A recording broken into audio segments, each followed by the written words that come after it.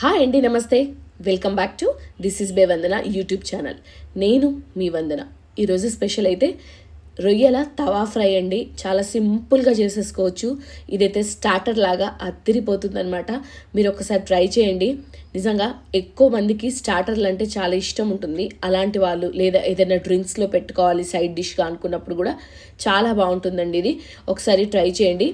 దీన్ని ఎలా చేసుకోవాలో కంప్లీట్ వీడియో చూపిస్తానండి, స్కిప్ చేయకుండా చూడండి. అలాగే మన ఛానల్ని సబ్స్క్రైబ్ చేసుకోండి మరిన్ని మంచి వీడియోస్ కోసం.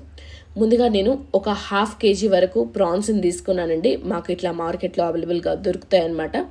వీటిని వాళ్ళు జస్ట్ వాటిపైన ఉన్న పొట్టు మాత్రమే తీసేసి ఇస్తారు. కానీ మనం మాత్రం ఖచ్చితంగా లోపల వరకు ఉన్న నర్వ్ని తీసుకోవచ్చండి. ఈ నర్వ్ని 2-3 రకాలుగా తీయచ్చు అనమాట. నేనైతే ఇలా కత్తితో ఘాటు పెట్టి 2 వైపులా ఉన్న నరాలు తీసేసాను. లేదంటే టూత్పిక్తో కూడా తీయచ్చండి. మీకు ఎలా వీలుంటే అలా తీసుకోవచ్చు. ఇప్పుడు స్టవ్ ఆన్ చేసేసి దానిపైన పెనాన్ని పెట్టుకుంటున్నానండి. నేను ఇక్కడ క్యాస్ట్ ఐరన్ తవాని వాడుకుంటున్నాను. దీనిపైన నేను 2 టేబుల్ స్పూన్ల నేతిని వేసుకుంటున్నానండి. నెయ్యిలో వేయిస్తే ఇంకా మంచి ఫ్లేవర్ వస్తుంది. నెయ్యి వద్దు అనుకున్న వాళ్ళు ఖచ్చితంగా నూనె అయితే వాడుకోవచ్చండి. నాకు పిల్లలు తింటారు, అలాగే మా ఇంట్లో నెయ్యి కూడా ఇష్టంగా తింటాము కాబట్టి నేను నెయ్యి వేసి తవా ఫ్రై అయితే చేస్తున్నానండి. నెయ్యి వేడైన తర్వాత దీని లోపల మనము ఒక 2 మీడియం సైజు ఉల్లిపాయల్ని చిన్నగా చాప్ చేసుకోవాలండి. అలా చిన్నగా చాప్ చేసుకొని ఉల్లిపాయల్ని వేసుకోవాలండి. ఈ ఉల్లిపాయ మొత్తం కంప్లీట్గా వేగిపోవాలండి. ఇది రంగు మారేంత వరకు కూడా మనం లో ఫ్లేమ్లోనే పెట్టి వేయించుకోవాలి. హై ఫ్లేమ్లో పెట్టామనుకోండి త్వరగా మాడిపోతుందనమాట. అలాగే ఒకవైపు వేగి ఒకవైపు వేగకుండా నల్లబడుతుంది, రుచి మొత్తం మారిపోతుంది. అలా కాకుండా ఇలా లో ఫ్లేమ్లో పెట్టి వేయించుకున్న తర్వాత 1 టేబుల్ స్పూన్ వరకు అల్లం వెల్లుల్లి పేస్ట్, అలాగే కొద్దిగా పసుపు కూడా వేసి మంచిగా మిక్స్ చేసుకోవాలండి. అలాగే మనం ముందుగా శుభ్రం చేసి పెట్టుకున్నాం కదా రొయ్యలు, నరం తీసిన తర్వాత నేను ఉప్పు పసుపు వేసి మంచిగా వాష్ చేసుకున్నానండి. నీచు వాసన కంప్లీట్గా పోతుంది అలా చేయడం వల్ల. ఆ రొయ్యలన్నిటినీ ఈ ఉల్లిపాయల్లో వేసి వేయించుకుంటున్నాను. ఇలా రొయ్య వేగే కొద్దీ మనకు అందులో నుంచి వాటర్ వస్తుందండి. ఆ వాటర్తోనే మనకు రొయ్య అన్నది ఉడికిపోతుంది. ఎందుకంటే దీంట్లో ఎక్కడ కానీ బోన్ అన్నది ఉండదు కాబట్టి మనకు తొందరగా ఉడుకుతుందన్నమాట, మెత్తటి మాంసం కాబట్టి. ఇలా మూత పెట్టాను చూసారా, మూత పెట్టడం వల్ల మనకు రొయ్యల్లో నుంచి నీరు అన్నది బయటకు వచ్చేస్తుందండి. ఆ వచ్చిన నీటిలోనే మనము ఆల్మోస్ట్గా రొయ్యలన్నీ ఉడికిపోతాయి. ఇలా రొయ్య అంతా నీరు లాగేసుకున్న తర్వాత మిగిలిన నీళ్ళను కూడా ఎగిరిపోయేంత వరకు ఇలా మూత తీసేసి ఫ్రై చేసుకోవాలండి. ఇలా అన్నీ మంచిగా ఫ్రై అయ్యి నీచు వాసన కంప్లీట్గా పోతుందండి. అప్పుడు మనం దీంట్లోకి మసాలాలు అన్నవి యాడ్ చేసుకోవాలండి.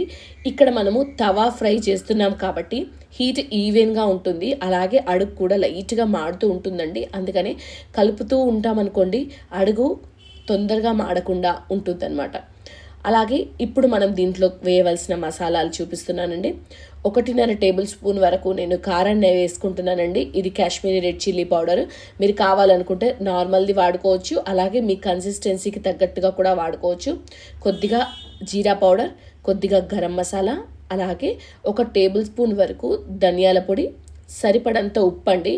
ఎందుకంటే ఫస్టే మనము ఇక్కడ ఉప్పు పసుపు వేసి వాటిని వేయించుకున్నాము. అలాగే రొయ్య న్యాచురల్గానే కాస్త సాల్టీగానే ఉంటుంది కాబట్టి ఉప్పు చూసుకొని వేసుకోవాలండి. అలాగే ఒక 1/2 టేబుల్ స్పూన్ వరకు జీరా పౌడర్ని కూడా నేను ఇక్కడ వేసుకొని మంచిగా వేయించుకుంటున్నానండి. ఇవన్నీ మంచి రంగు రావాలన్నమాట. లో ఫ్లేమ్లోనే కరెక్ట్ ప్రాసెస్ అంతా చేసుకోవాలండి, హై ఫ్లేమ్లో కాదు.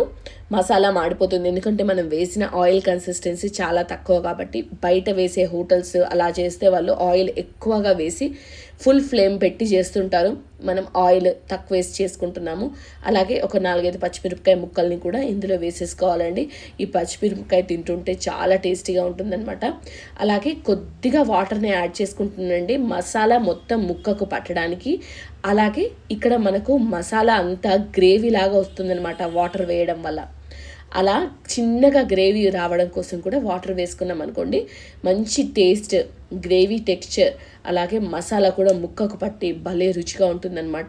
ఇదంతా మంచిగా వేగిన తర్వాత నేను ఇంకొక టేబుల్ స్పూను నెయ్యిని వేసుకుంటున్నానండి. మీరు కావాలి అనుకుంటే నూనెను కూడా వేసేసుకోవచ్చు. అలాగే కరివేపాకు కూడా యాడ్ చేసేసి ఇంకాస్త సేపు ఫ్రై చేసేయండి. అంతే, మనకైతే రొయ్యల తవా ఫ్రై రెడీ అయిపోతుందండి.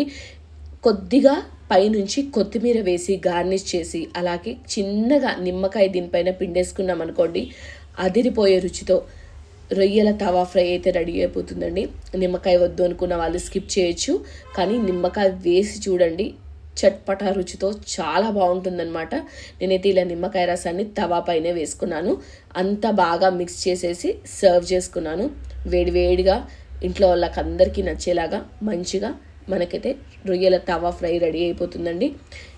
ఈ రెసిపీ మీకు ఎలా అనిపించింది అన్నది కమెంట్ చేసి చెప్పండి. అలాగే వీడియో నచ్చితే లైక్ చేయండి, షేర్ చేయండి, మన ఛానల్ని సబ్స్క్రైబ్ చేసుకోండి. మరిన్ని మంచి మంచి రెసిపీస్ వీడియోస్ కోసం.